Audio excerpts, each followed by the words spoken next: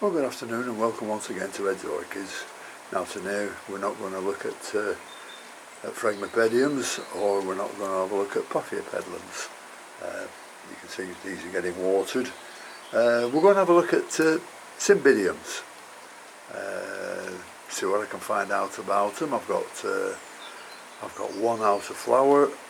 Well, it's been flowered and it's lost all the petals, and I've got another one there that's going over. So they all need repotting after flowering. So we'll do a bit of that, and we'll talk about Cymbidiums as well. This is the Cymbidium that needs repotting. It needs the old stalk cutting off. It needs a lot of things doing to it. It's not a very nice plant,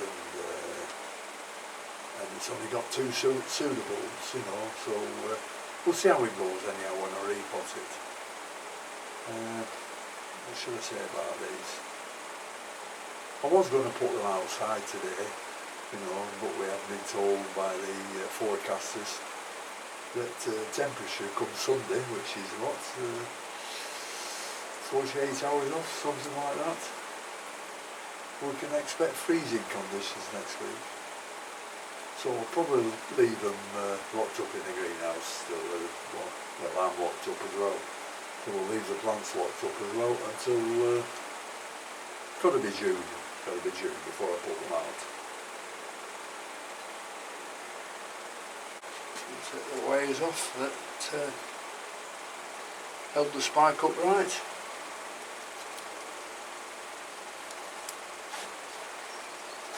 Scissors, cut off the spike.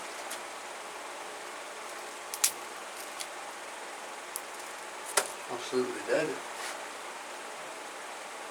And we'll take the plant out of its pot.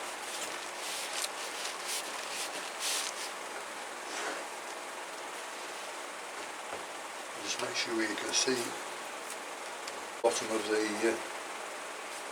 bottom of the pot when I take it out.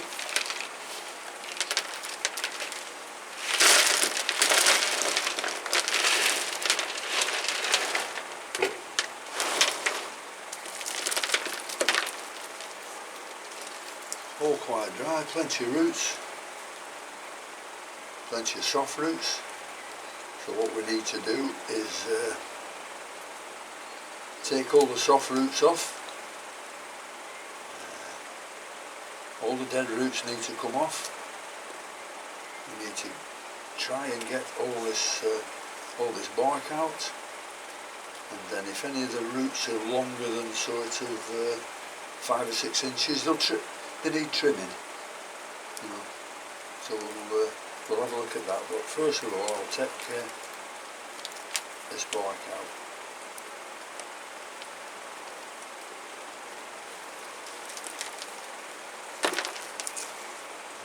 Taking it out with your right hand and your left.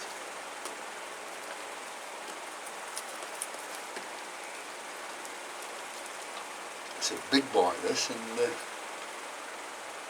a lot of the roots are stuck to it, but I'll probably lose a few roots doing it that way, but they'll grow back again. Don't worry about it. They're very good at growing roots, these. It must be one of the easiest to care for orchids in the world.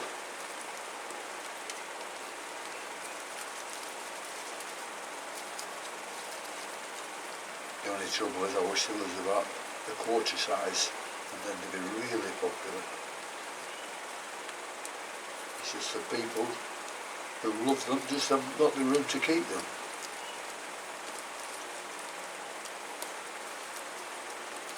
Anyhow, I'll take all this out and I'll switch the camera off until I've got most of the pieces out. There's just some little pieces left, but then we'll have to take the dead roots off. There's one.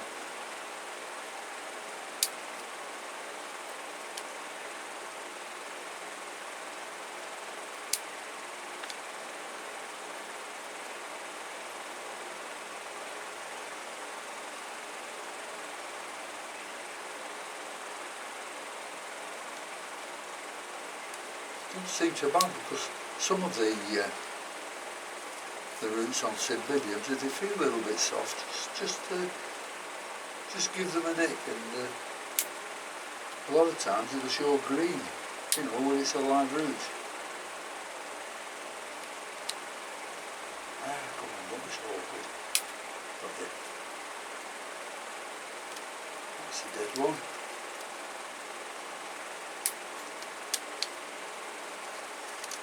But they're the most forgiving of plants, these. We'll cut that one off because it's in the way. That's another dead one.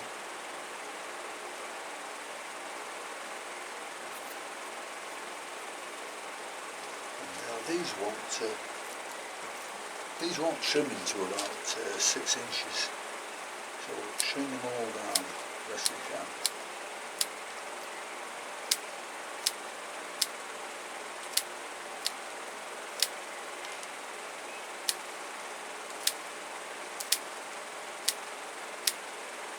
This trimming, it might look a bit serious, but it does help them to re-establish properly.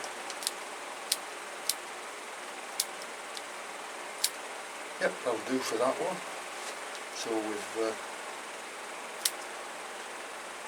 we've unpotted it, we've chopped it down, we've taken this spike off, which is here again. It's not looking very well, the plants with the pseudobulbs. You see there's a lot of this stuff that you can't take, it's hard as iron. Oh, so you might as well leave it on. That's a split leaf. Oh, dear me. I wonder if ever this will be a nice plant again. And yeah, it'll go back in a black pot, because Cymbidiums don't rely on light for the roots, as do a lot of other plants, such as cattleyas and stuff like that. They need clear pots or open baskets, so they can get plenty of light to the roots.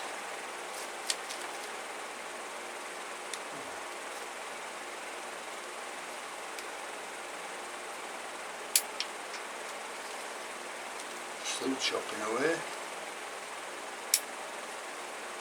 Right, so we'll clear this lot off here and just repot it. Well, I've got a good mixture of large bark, medium bark, small bark, few growth stones thrown in, so that should do very, very well for the Cymbidium. I'll try and put it in a bit of smaller pot, I think. So we'll have a see if we can find one.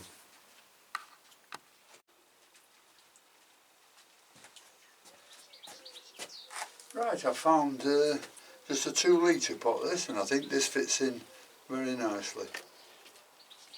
Yeah, so that'll be better. So we'll just try and fill this up now.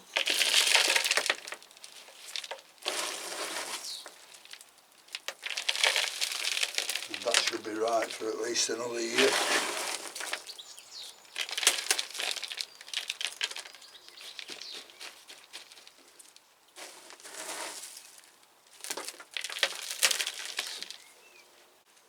As regards lighting for Cymbidiums, they need a good light all the year round. But what they don't like is being left out in the midday sun. Just like the mad dogs and Englishmen go out in the midday sun, the sun goes, isn't it? And there's a lot of mad Englishmen knocking around at the moment.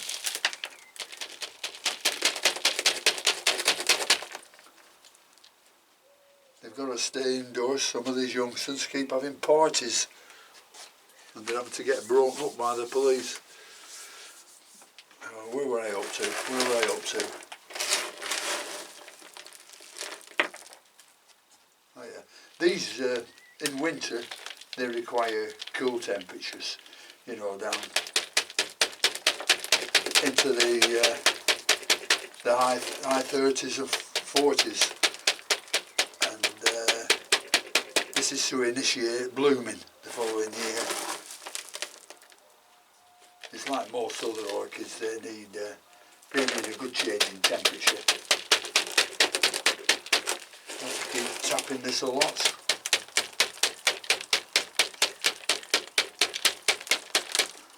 Now these should start to spike in early autumn, and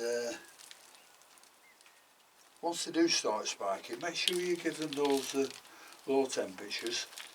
And but the thing is, when if you ever get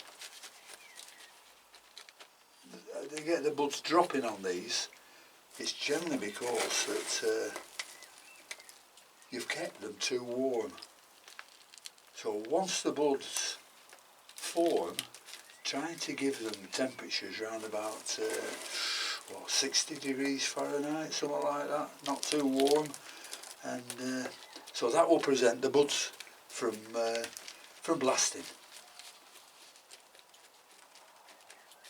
So that's that. I can't put a label in it because there's no, I've no ID for it, although it's a beautiful little plant.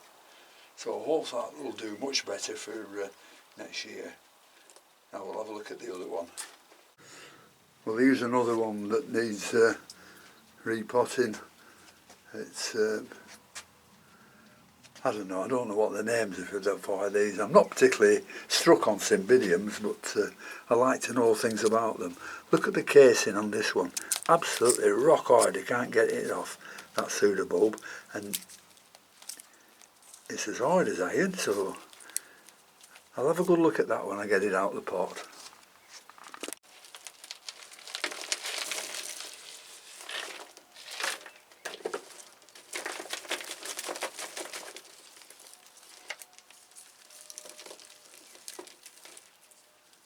Yeah, you can. I'll just get the camera and show you. Well, this is the same as the others. It needs a lot of roots trimming off.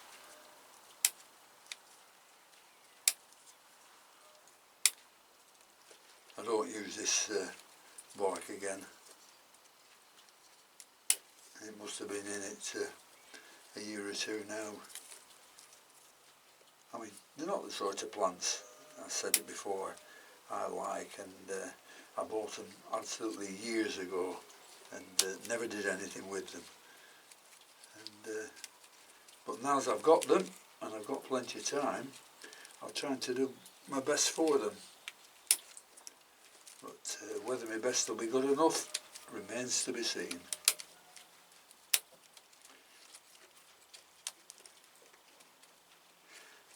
Don't know about that pseudobulb yet.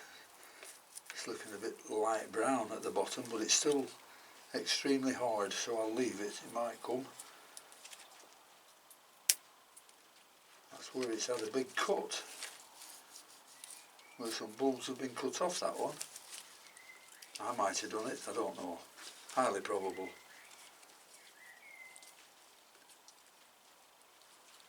All these need taking off. It's a big job on these Cymbidiums. Good job they don't need doing that often. Look, what's this? Right, so we'll just, as I do on the others, just trim them down.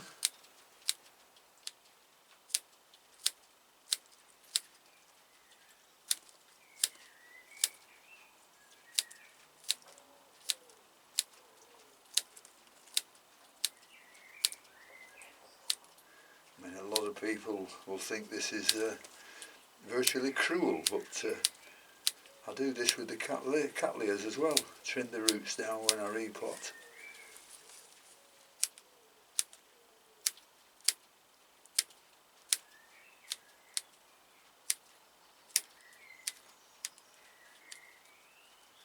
There's still some mushy ones down here that it's difficult to get at.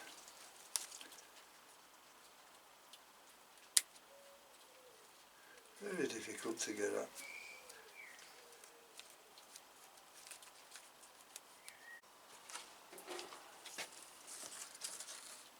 This is a bit damp here, a bit too wet there. Must have watered them too much. But the thing about watering Cymbidiums is they like to be a bit damp, but they like to dry out.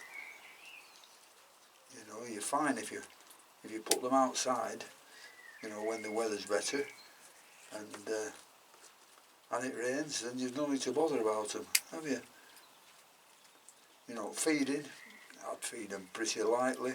These in summer, I will give them sort of quarter to half strength at what it says on your packet, whatever you feed them, and do it 3 times out of 4 and leave the 4th one for a good flushing. It's suitable for all plants, that, all orchids. I always like a good flushing, especially with some Epsom salts in it. Dear, dear.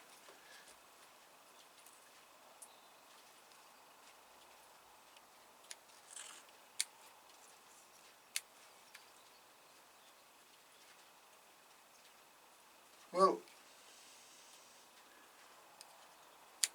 I think that's about all I can do with that one, so I'll get that repotted up. Well, that's another one potting up. You can see the old growth looking a bit ropey, and but the new growth, which is round here, this is looking beautiful and green. So that's nice. I'm pleased about that. So it looks like they're coming on okay. But I mean, one of these Cymbidiums is a beautiful chocolate colour. I've no labels in any of them, so I don't know which one it is until it flowers, if it flowers. That's the trouble about losing your labels, isn't it? Once you've lost it, you've got to wait till it flowers before you can find out which one it is. Anyhow, that's about it for repotting Cymbidiums. I'll just go into the other small greenhouse where I keep all these Cymbidiums mainly, and I'll be keeping them there until they come out into the table outside. Well, I'm here in the other greenhouse now, where I just keep all a load of junk and everything, you know, like golf trolleys and things that you want to get rid of, but they might come in handy later, so you leave them there. And yeah, these are the Cymbidiums I've got. I think there's 2, 4, 6, 7 in here, and I've probably got I think I've only 7 altogether. So I'll look after these and see how they come on. So sorry, it's only a short video. I'm not an expert on Cymbidiums, as you know, and virtually I'm not an expert on anything, because if you can get something that grows well for you, then are you classed as an expert? No, you're just doing things right. Anyhow, thanks for watching, and until next time, I'll see you all later. Bye.